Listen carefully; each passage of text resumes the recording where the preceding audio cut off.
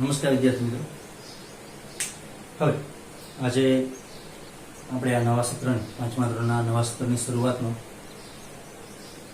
પહેલો વિડીયો અને પહેલું ચેપ્ટર વિષય ગણિત ધોરણ 5, જેમાં પહેલું ચેપ્ટર છે રાષ્ટ્રીય ફળ કેરી. પાઠનું નામ જ એવું આપ્યું છે કે મોંમાં પાણી આમ આવી છે. રાષ્ટ્રીય ફળ કેરી. કેરીની સિઝન હવે પૂરી થવાની તૈયારી અત્યારે, અથવા તો પૂરી થઈ ગઈ હશે. કેરી અત્યારે મળતી કદાચ માર્કેટમાં બંધ પણ થવાની તૈયારીમાં હશે. હવે એમાં પણ આપણને પહેલો જ પાઠ આપી દીધો કે રાષ્ટ્રીય ફળ કેરી.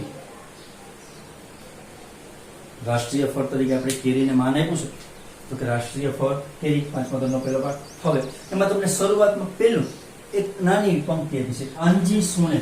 કાનજી સાંભળે છે કોયલ કેરી કુંજ, કોયલનો અવાજ કેરી બગીચે, કેરીના બગીચામાં બેઠો બેઠો કોયલનો અવાજ સાંભળે છે. આપણે શોર્ટકટમાં બતાવીએ, આનું મહત્વ કંઈ ઝાઝું નથી. આમાં જે સમજવાનો ભાવાર્થ છે એ તમને આના પછી કહી દઈશ. મીઠી સુગંધી, મીઠી જેની સુગંધ આવે એવું એમ. શું સોરઠની કેરી, જેની જેની મીઠી સુગંધ આવતી હોય હું છું સોરઠની કેરી. હું છું કેસર, કેસર કેરી જે આવે ને સોરઠની, તમને આ પાઠમાં જ હમણાં ભણવામાં આવશે. સોરઠની કઈ જગ્યાની કઈ કેરી જે સૌથી વખણાય છે, વિશ્વ પ્રસિદ્ધ કેરી છે, એ આ પાઠમાં આવશે. તો એ આ કેરી, આ બીજી પંક્તિ આપણને એ કહેવા માંગે છે હવે કે આ રચનામાં કુલ અક્ષર ગણ. આ રચના જે આપેલી છે એમાં અક્ષર ગણવાના છે, લીટી પ્રમાણે અક્ષર ગણવાના છે. પહેલી હરોળમાં કેટલા અક્ષર છે, તો કે 1 2 3 4 અને 5 અક્ષર. બીજી હરોળમાં 1 2 3 4 5 6 અને 7 અક્ષર. ત્રીજીમાં 1 2 1 2 3 3 ને 2 5 અક્ષર. એવી રીતના સેમામાં 1 2 3 4 5 1 2 3 4 5 6 7 1 2 3 4 ને 5. આની હરોળમાં આપણા અક્ષર. પહેલી હરોળમાં કેટલા અક્ષર છે, તો કે 5. અહીંયા 5 છે, અહીંયા કેટલા છે, તો કે 5. બીજી હરોળમાં કેટલા અક્ષર છે, તો કે 7. છેલ્લી હરોળમાં તો કે 5. સેમ અહીંયા પણ જીતના છે, 5 + 7 + 5. હવે આ અક્ષરનો સરવાળો 5 ને 5 10 ને 7 17, 5 ને 5 10 ને 7 17. હવે આ 17 જે વસ્તુ છે એ આપણને કંઈક કહેવા માંગે છે. શું આપણે જોઈએ આમાં, આ 3 પંક્તિઓની રચનાને હાઇકુ કહેવાય. શું કહેવાય? 3 પંક્તિની જે રચના છે, કેવી રચના કે જેનો પહેલી લીટીમાં 5 અક્ષર હોય, બીજી લીટીમાં 7 હોય, ત્રીજી લીટીમાં 5 હોય, એમ મળીને કુલ 17 અક્ષર થતા હોય, આને કહેવાય હાઇકુ.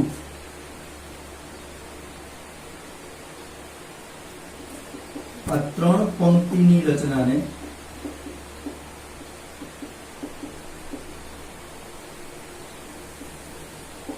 હાઇકુ કહેવાય.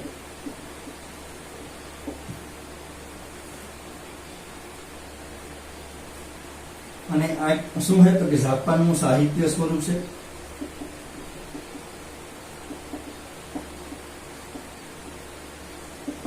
જે 17 અક્ષરનું હોય.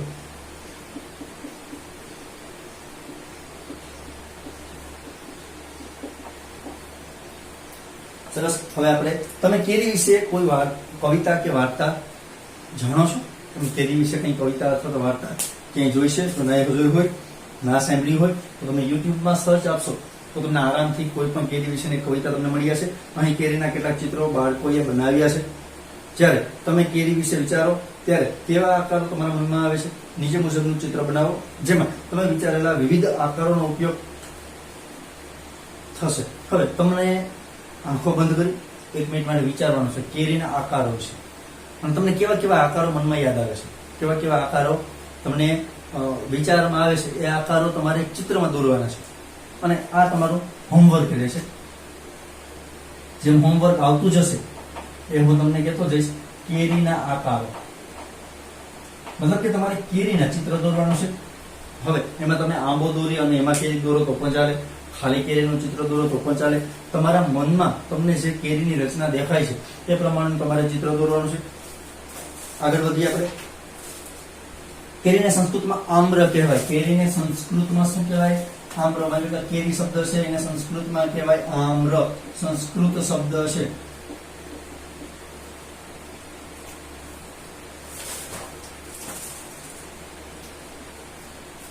આ આમ્રના આકારો ભરત ગૂંથણ, રંગ, ચિત્રો કે દાગીનામાં સામાન્ય રીતે જોવા મળે છે. હવે આ જે કેરીના ચિત્રો છે એ કેરીના ચિત્ર, નાની નાની કેરીના ચિત્રો ઘણી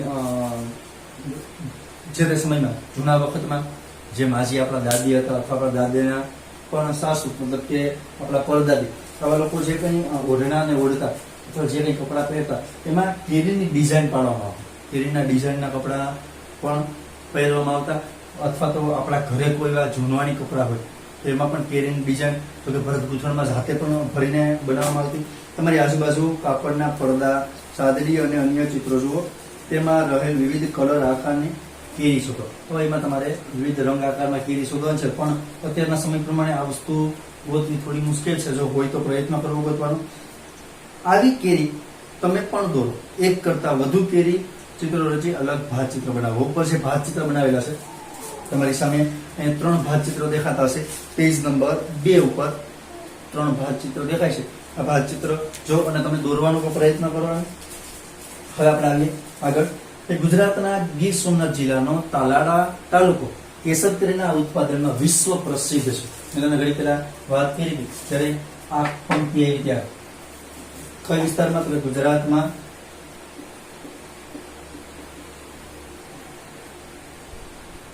ગીર સોમનાથ જિલ્લો મતલબ કે મારો જિલ્લો અને એમાં પણ તાલાળા તાલુકો.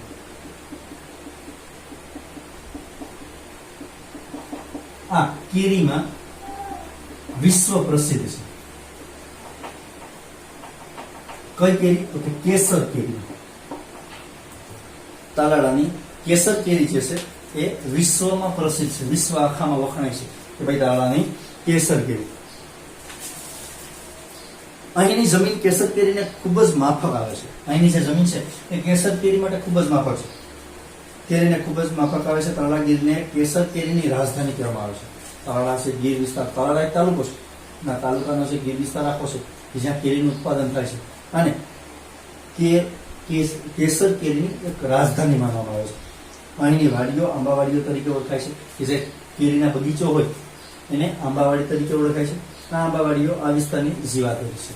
આ આંબાવાડી છે આ વિસ્તારની મતલબ કે તાલાળા વિસ્તારની જીવાદોરી મતલબ કે જીવવા માટેનું કંઈક સાધન એટલે ત્યાં કેસર કેરી. કેસર કેરી વગર એને જીવવું થોડુંક અઘરું, કેમ કે આખે જીવન કઈ રીતના ચાલે એ આખું કેસર કેરી ઉપર નક્કી થાય છે લોકોને.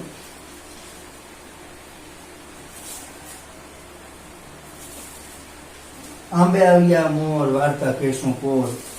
આ તમે સાંભળ્યું હશે. વસંત ઋતુમાં આંબા પર સૌપ્રથમ મોર ફૂલે આવે છે. ત્યાર પછી તે આંબા પર કેરી આવે છે.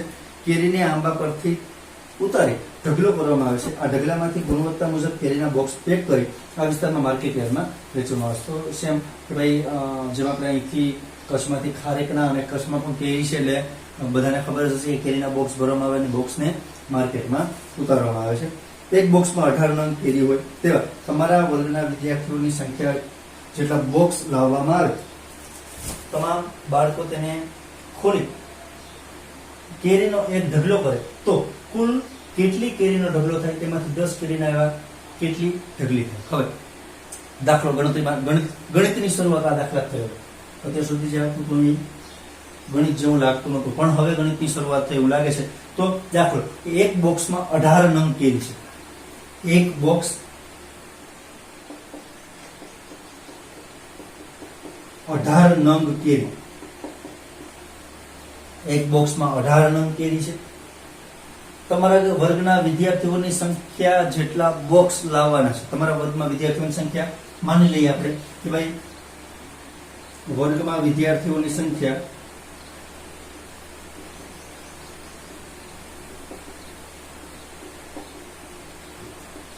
30 છે. હવે શું કીધું આગળ? તમામ બાળકો તેને ખોલી કેરીનો એક ઢગલો કરે. હવે બધા બાળકો આ બોક્સને ખોલી નાખે. બધા બાળકો પાસે એક બોક્સ છે. એક બોક્સમાં કેટલી કેરી છે? તો 18 કેરી છે. બધા બાળકો પાસે એક બોક્સ. કેટલા બાળકો છે? તો કે 30 બાળકો છે. બધા પાસે એક બોક્સ છે. બધા બાળકો બોક્સ ખોલી નાખશે, કેરીને છૂટી કરશે અને બધા બાળકો એક જ જગ્યા ઉપર કેરીનો ઢગલો કરે. અને હવે કેટલી કેરી થાય છે અને પહેલા આપણે હવે કેટલી કેરી થાય છે એનો પ્રશ્નનો જવાબ આપણે મેળવી લઈએ. તો કે ભાઈ 18 એક બોક્સમાં 18 કેરી એટલે 30 બોક્સ. હવે 18 પ્લસ 18 પ્લસ 18 પ્લસ 18 એમ 30 વખત કરવા જવાતું નથી. પણ એકને એક સંખ્યાનો સરવાળો વધારે વખત હોય. માની લો તમને એક ઉદાહરણ આપી દઈએ કે ભાઈ 2 + 2 + 2 + 2 + 2 એક આ વસ્તુ છે. અને 2 ગુણ્યા 1 2 3 4 5 મતલબ કે કુલ કેટલી વખત છે? 5 વખત. હવે આ બે નો સરવાળો, બે ની ગણતરી કરી. 2 + 2 4, 4 ને 2 6, 6 ને 2 8, 8 ને 2 10. હવે અહીંયા 2 ગુણ્યા 5 બરાબર 10. હવે જોઈએ તો આ બંનેનો જવાબ સરખાયો. તો કે ભાઈ એકને એક સંખ્યાનો સરવાળો વધારે વખત થતો હોય ત્યારે તમે સંખ્યાનો સરવાળો ન કરતા તમે એનો ગુણાકાર કરી નાખો તો જવાબ આવે. 2 + 2 + 2 + 2 સંખ્યા બધામાં 2 જ છે. તો 2 એક વખત લઈ લેવાના. કેટલી વખત 2 છે? તો કે 1 2 3 4 અને 5 વખત 2 છે. ગુણ્યા 5 કરી નાખો. 2 5 અને 10 આ બંનેનો જવાબ સરખો આવશે. તો અહીંયા આપણે 18 + 18 + 18 + 18 એમ 30 વખત સરવાળો કરવાને બદલે 18 ગુણ્યા 30 આમ કરી નાખશું.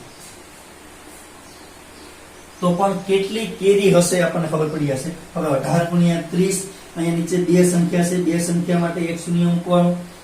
3 થી શરૂઆત, ગુણાકારની બાજુથી સંખ્યાની શરૂઆત કરવાની અને ઉપર એકમથી શરૂઆત કરવાની. 3 8 24 નો ચોગડો વધી પડે 2 3 1 3 3 ને 2 5 આ બેનો ગુણાકાર નો જે જવાબ આવે એનો ઉપરની સંખ્યા સાથે સરવાળો. 3 1 3 અને 3 ને 2 5. હવે આનો વારો પૂરો થઈ ગયો. અહીંયા આવે શૂન્ય. હવે શૂન્યનો કોઈ પણ સંખ્યા સાથે ગુણાકાર જવાબ હંમેશા શૂન્ય આવે. 0 ગુણ્યા 8 0 0 ગુણ્યા 1 0. હવે આ બંનેનો સરવાળો કરવાનો. 0 + 0 0 4 + 0 4 5 વત્તા કંઈ નથી તો શૂન્ય છે. કંઈ ના હોય અહીંયા શૂન્ય તો મૂકી શકો. 540 મતલબ કે કુલ કેરી કેટલી છે? તો કે આપણી પાસે કુલ કેરી છે 540. હવે આ 540 કેરી છે એને 10 ભાગ કરવાના. કે ભાઈ 10 કેરીના ભાગ પ્રમાણે મૂકવાનું. એક ઢગલો 10 કેરીનો, બીજો ઢગલો 10 કેરીનો, ત્રીજો ઢગલો 10 કેરીનો, ચોથો ઢગલો 10 કેરીનો.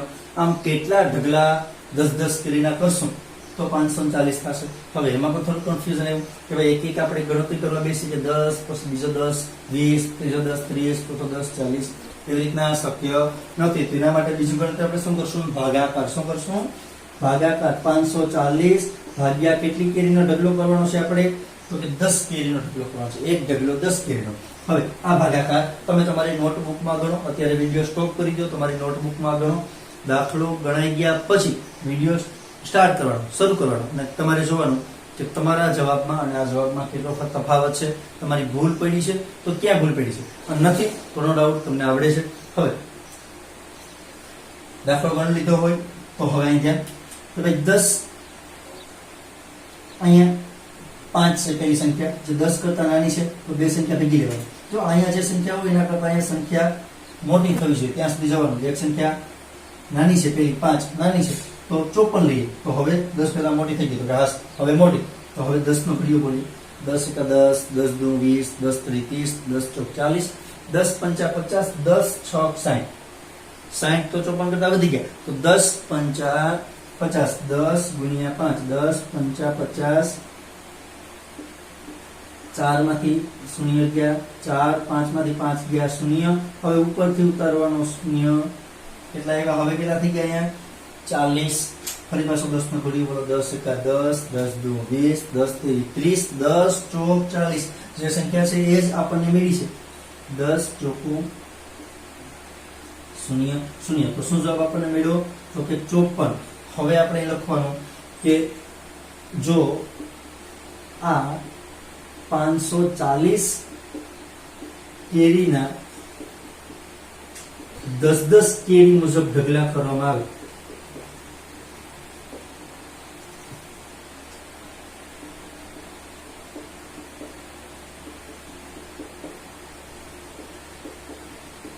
તો કેટલી ઢગલી થાય? 54 ઢગલી થાય.